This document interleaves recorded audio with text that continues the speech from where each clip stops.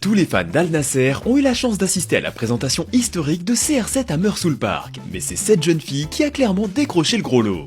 Cristiano Ronaldo a débarqué à Riyad en grande pompe et semble déterminé à marquer les esprits.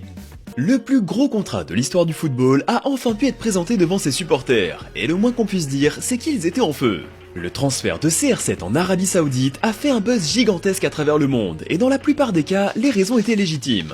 Outre son contrat astronomique qui a monopolisé toute l'attention, ou les journalistes saoudiens qui l'accueillent dans une version revisitée du célèbre Sou, une chose est particulièrement ressortie lors de la présentation de CR7 au Meursault Park.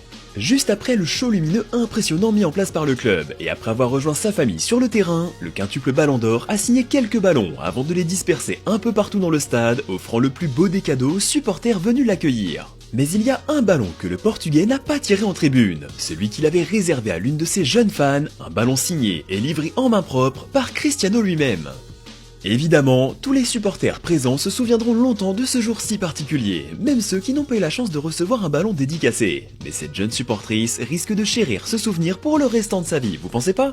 Le joueur de 37 ans est sous le feu des projecteurs depuis près de 20 ans maintenant, et ce n'est pas la première fois qu'on assiste à ce genre de communion avec son public. Pour des millions de personnes, Cristiano Ronaldo est un joueur exceptionnel, mais c'est aussi pour ce genre de geste que les fans l'adorent. On ne compte plus le nombre de fois où l'ex-mancunien s'est montré attentionné envers ses fans, et ce, même lorsqu'il traverse une période compliquée. Car oui, l'enfant de Madère a déjà connu des moments délicats par le passé, comme lorsqu'il a cassé le portable d'un fan. Mais CR7 est quelqu'un de classe, et il semble qu'il veuille le prouver, puisqu'il s'est fixé des objectifs ambitieux pour le pays dans lequel il va vivre pendant 2 ans et demi.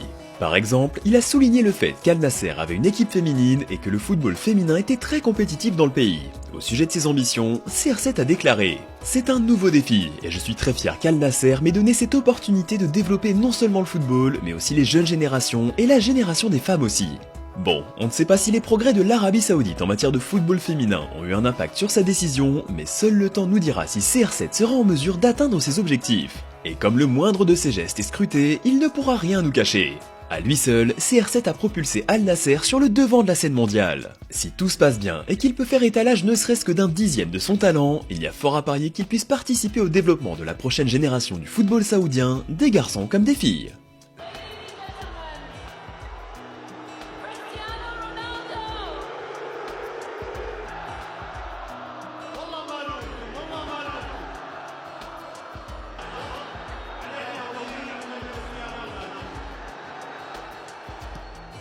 C'est ici que se termine cet épisode. Au vu de sa carrière, pensez-vous que Cristiano Ronaldo est un homme du peuple? Dites-nous tout en commentaire.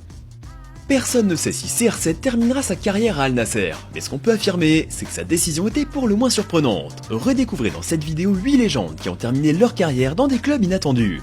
Merci de nous avoir suivis et à la prochaine!